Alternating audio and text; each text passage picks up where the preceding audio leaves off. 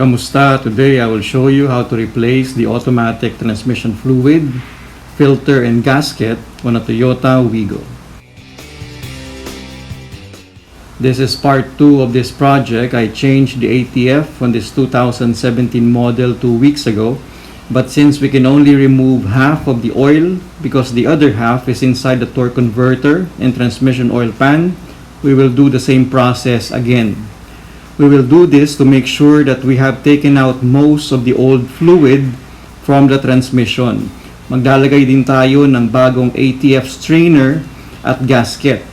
I will put the link of part 1 on the description below so you can also watch that video. For now, ito yung mga kailangan at gagamitin natin.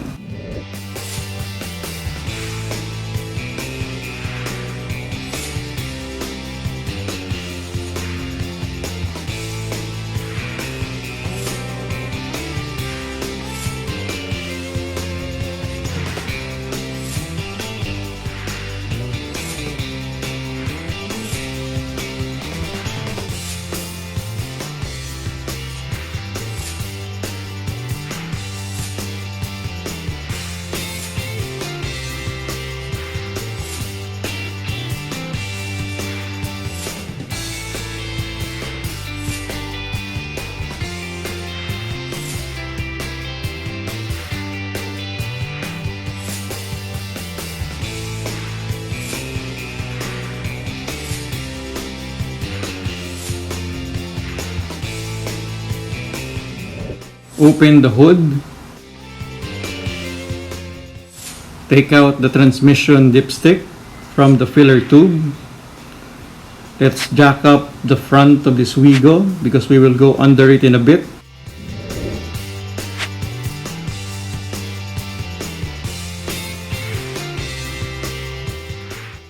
Place a floor mat and oil catch pan right under the transmission pan. Break the bolt loose, then remove the drain plug by hand. While it's dripping, clean the drain bolt using a paper towel, then put in the crush gasket. Reinstall the plug to the pan, then torque it to 49 Newton meter.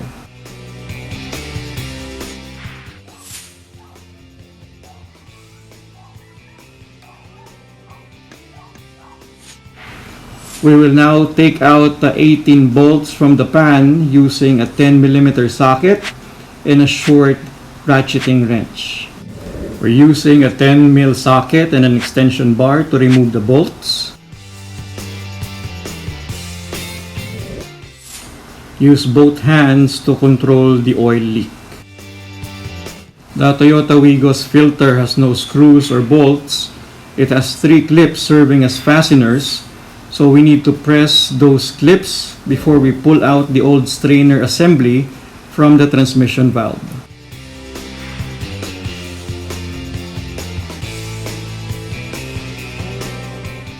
Let's check if we have the right filter for our unit.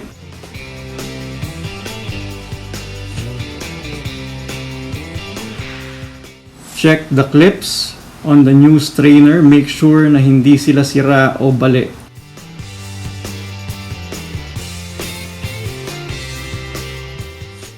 Put a bit of transmission oil on this O-ring gasket.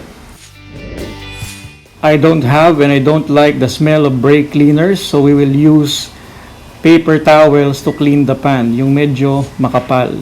We will also remove the magnet. The magnet is responsible for keeping the shavings from the transmission components getting into the system. Ibalik ang magnet. We will now remove the old gasket from the pan. Linisin ang paligid to prepare its surface from the silicone paste and new gasket.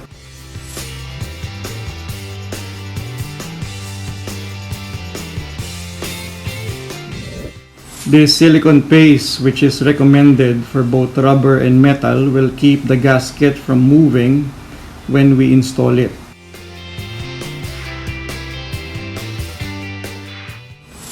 Ilapat ang gasket on the pan.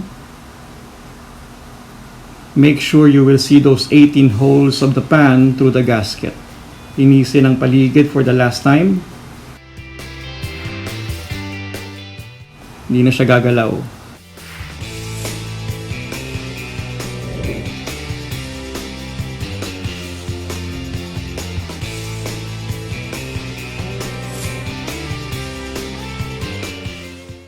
Put the first 2 bolts on both sides of the pan before you put back the rest by hand.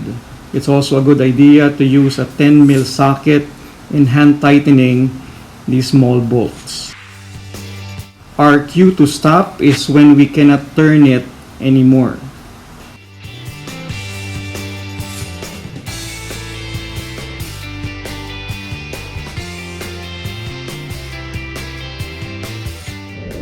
Using a small ratchet wrench, we will torque the bolts to around 7.4 Newton meter.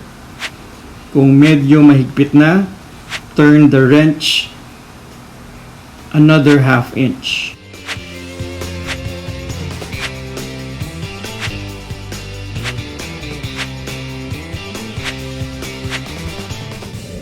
Remove the catch pan from the undercarriage. This is important so we would know how much ATF did we get. It will serve as our baseline on how much oil do we need to put in.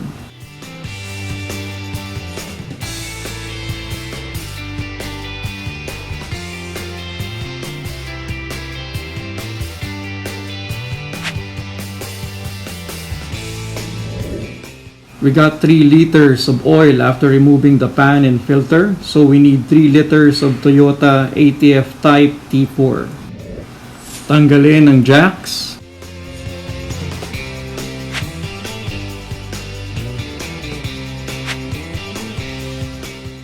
Ilagay ang funnel sa filler tube. Maglagay din ng mga basahan around it. Put in the automatic transmission fluid, yung bago.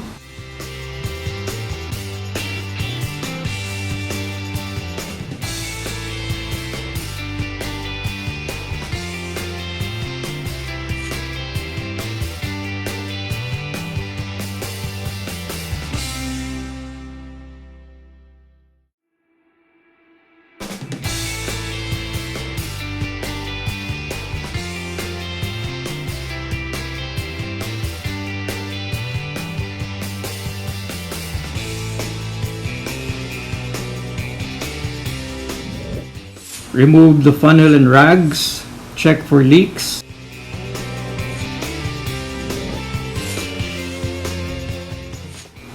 Check din natin yung level ng cold mark.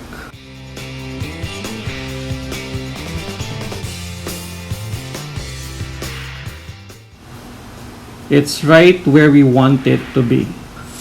Ibalik ang dipstick. Let's start the engine. Press on the brake pedal, then run through the gears. Let's also go for a test drive.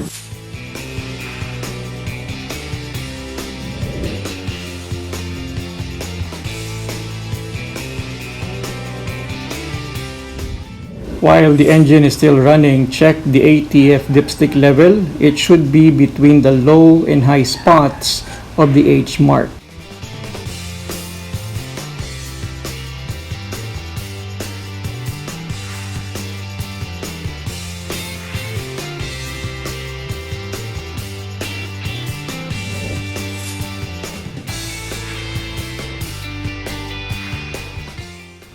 There's another way of flushing the transmission oil, but you would need at least 2 people to be able to do it. What I showed you is the one-man DIY way of doing it.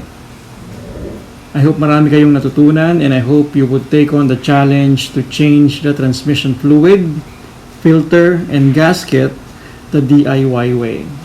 I would really appreciate it if you would consider subscribing. May God bless you, and I'll see you soon.